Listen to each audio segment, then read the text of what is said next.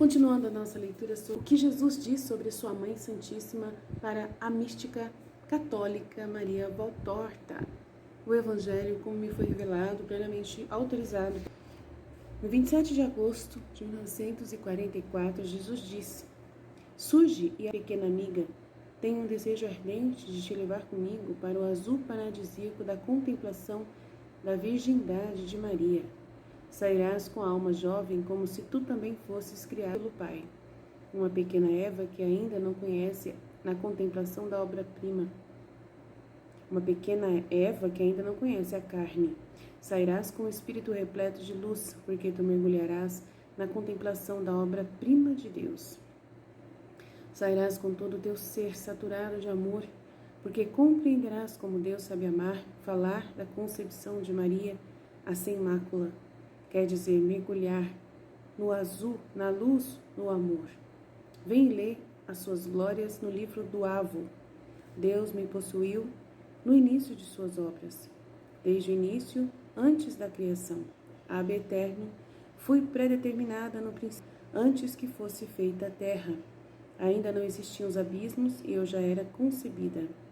Nem as nascentes das águas transbordavam, nem os montes tinham se erguido em suas grandes dimensões, nem as colinas eram cadeias montanhosas ao sol, e eu já tinha sido gerada. Deus ainda não tinha feito a terra, os rios e as bases do mundo, e eu já era. Quando preparava os céus, eu estava presente. Quando, com lei imutável, fechou sobre a orla celestial o abismo, quando tornou estável no alto a abóbada celeste das águas, quando fixava no mar os seus confins e dava leis às águas de não passar os seus limites, quando assentava os fundamentos da terra, eu estava com ele, a dispor todas as coisas. A alegria brincava diante dele continuamente, brincava no universo. Aplicaram estas palavras à sabedoria, mas na realidade elas falam dela, a bela mãe, a santa mãe, a virgem mãe da sabedoria, que sou eu. Então Jesus, ele está falando dele mesmo, né? Eu quis que tu escrevesses o primeiro verso deste hino no início do livro que fala dela, para que fosse percebida a consolação e a alegria de Deus, a razão do constante e perfeito íntimo regozijo deste Deus uno e trino que vos guia e ama, que do homem teve tantas razões de tristeza, a qual Deus a raça, mesmo quando a primeira prova merecia ser destruída, a razão do perdão que vocês tiveram. Ter Maria que o amasse. Ó, bem merecia criar o homem e deixá-lo viver, e decretar perdoá-lo para ter a Virgem Bela, a Virgem Santa, a Virgem Imaculada, a Virgem Enamorada, a Filha Dileta, a Mãe Puríssima, a Esposa Amorosa. Muito e mais ainda daria a Deus para poder possuir a criatura das suas delícias, o sol do seu sol, a flor do seu jardim, e muito continua a dar-vos por ela, a pedido dela, pela alegria dela, porque a sua ama na alegria de Deus e a aumenta de esplendor que enche de faíscas a luz, a grande luz do paraíso. Cada centelha é uma graça para o universo, para a raça do homem, para os próprios bem-aventurados, que respondem com um grito radiante de aleluia a cada geração do milagre divino, criado pelo desejo de Deus Trino de ver o cintilante riso de alegria da Virgem. Então é um mistério muito grande, a gente fica, nossa, meu Deus, creio, como assim, né? Então ele teve que criar os homens para ter Maria, teve que criar todos os seres humanos para ter Maria.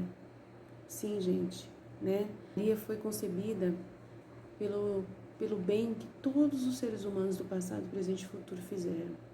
Todos os bens, todos os atos bons, verdadeiros que todos os seres humanos do passado, presente e futuro, até o último homem, deu o direito, né, de nós termos a Maria Santíssima, nossa mãe. Então ela é produzida do fruto da humanidade que foi gerada. E aí os bons que nós fizemos foi o fruto que nós ganhamos, Maria Santíssima.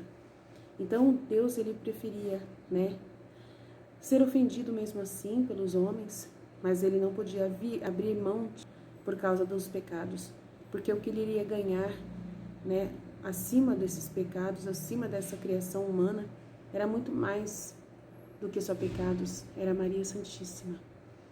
E através dela nós iremos ser curados, por causa de Jesus, que ela gerou, né? Não tem como Jesus ter vindo se não tivesse Maria, né? Então a gente tem que entender muito sério isso. Jesus, ele é o primogênito e ela é segundogênita do Pai. Então é muito sério a gente entender isso, e muitas pessoas dão risada de Nossa Senhora, muitas pessoas zombam de Nossa Mãe Santíssima, muitas pessoas não entendem quem ela é, né, no coração de Deus e no coração dela. Muitas pessoas rejeitam ela, mas é um poder, né, é um poder muito grande que o mal tem nos corações endurecidos. Pessoas que até falam que amam a Deus, mas odeiam. E esse amor a Deus não existe nesse coração, né? É um engano, é um amor a si mesmos, né? Eles têm amor a si mesmo, dizendo que amam a Deus, né? Dizendo que eles amam a Deus, mas é um amor por si próprio. Que não ama a Deus, a gente ama o que Deus fez. A gente ama as coisas de Deus nelas mesmas. A gente não cria um Deus à nossa imagem e semelhança, né? Aos nossos olhos, a forma que nós achamos que é. Temos que tomar muito cuidado, porque a humanidade está repleta de mentirosos, né? De falsos profetas. Muita gente que fala mentiras, né? Que não conhecem de verdade a Deus e dizem que conhecem mais do que tudo. Estudam coisas humanas, ciências humanas presas na terra. Deus, ele não está, né, plenamente na terra, nas coisas da terra, né? Não se encontra Deus na terra, se encontra Deus, né, também nas coisas que ele faz, nas escrituras, daquilo que ele fez, o que foi gerado através do que ele fez, né, da fé que foi gerada daquilo que ele fez. Então, assim, as pessoas, elas ficam lendo conhecimentos humanos baseados em história humana, né, de experiências humanas que as pessoas tiveram, mas ali não tem outro jeito de conhecer a Deus se não precisa de outras pessoas. Então, é muito difícil, porque o próprio Deus se revela, né? Ele se revela nas verdades que estão na palavra de Deus. Então, ele se revela nessas palavras e levar a uma contemplação espiritual de coisas que não estão na terra, né? Que não estão. Podemos até procurar ver na terra certos elementos da criação que ele criou, que o esconde, claro, que esconde a Deus. Mas, mesmo assim, né, quando a gente contempla um humano, por mais que ele seja uma pessoa santa e justa, que seguiu o caminho de Deus, né, a gente não está entendendo o que realmente é Deus, porque a gente está limitado a olhar uma obra de Deus. Mas Deus, ele não se define numa obra única, né? Ele se define num todo que ele mesmo, né, escolheu.